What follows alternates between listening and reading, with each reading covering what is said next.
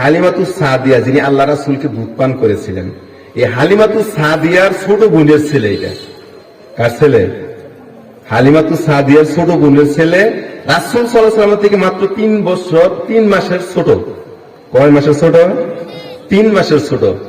ওনার মা বলতেছে, জোহায়ের, এরে বাবা তুই এটা কি করলি? ছোট সময়ে মুহাম্মদ সাল্লাল্লাহু আলাইহি ওয়াসাল্লাম হালিমার দুধ পান করেছে, আমি মুহাম্মদকে তোকে একসাথে একই দোলনায় শোয়ায় রাখতাম।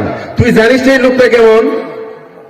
এই লোকটার বিরুদ্ধে এমন একটা কাজ করলি, তুই যদি এদের বিরুদ্ধে কোনো কিছু করতে না পারিস তাহলে আমি মা হিসেবে তোর পরিচয় দেবো না। বিপদ আছে না নাই? কয় মুরব্বী আমি খুব টেনশন আছি। কয় তাই নাকি? বলে হ্যাঁ। কয় চল আমার 2 জন কাজ হবে না, আরেকজন লোক আছে আমাদের মন্ত্রী পরিষদে, তার কাছে যাই। তার নাম হলো মুতিম ইবনে আদি। নাম কি? মুতিম ইবনে আদি। বাবা সিরাত ইবনে হিশামের ভিতরে সুন্দর করে লেখা আছে, এই সিরাত ইবনে হিশামের ভিতরে লেখা আছে মুতিম ইবনে আদি ছিল আবু জাহেলের টাকা কামাইয়ের মেশিন। কথা বোঝেন নাই? এমন নেতা দেশে আছে না নাই? নিজে ঘরে বৈশা থাকে, টাকা চতুর্দিক থেকে আসে। ফেরিঘাটে লোক ফিট করা, স্টেশনে লোক ফিট করা, কোন জায়গায় এমপিও দিতেছে কোন স্কুলে সেখানে লোক ফিট করা, কোন জায়গায় পলট দিতেছে সেখানে লোক ফিট করা। কথা কোন আছে না নাই? অসুবিধায় বললাম আমি? বেশি কি বাড়াই বললাম?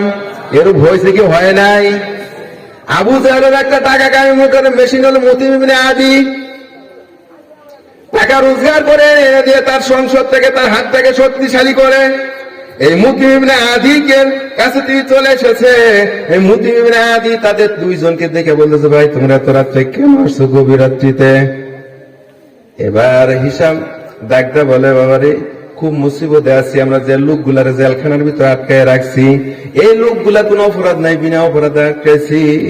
যদি আমাদের রাজনৈতিক ফায়দা লুটার জন্য আটকাইছি, কিন্তু বিবেক মানতেছে না, এটা কিছু করা লাগবে। এই মুতিম ইবনে আদি বলে, বিপদে তো আমিও পড়েছি। বলে কি বিপদ? বিপদটা হলো আমার 3 বছর 15 দিনের বয়সের একটা ছেলে আছে। আল্লাহ রাসূল যে কারাগারে বন্দী হয়েছে 3 বছর, তার 15 দিন পূর্বে ছেলেটা জন্মগ্রহণ করেছে।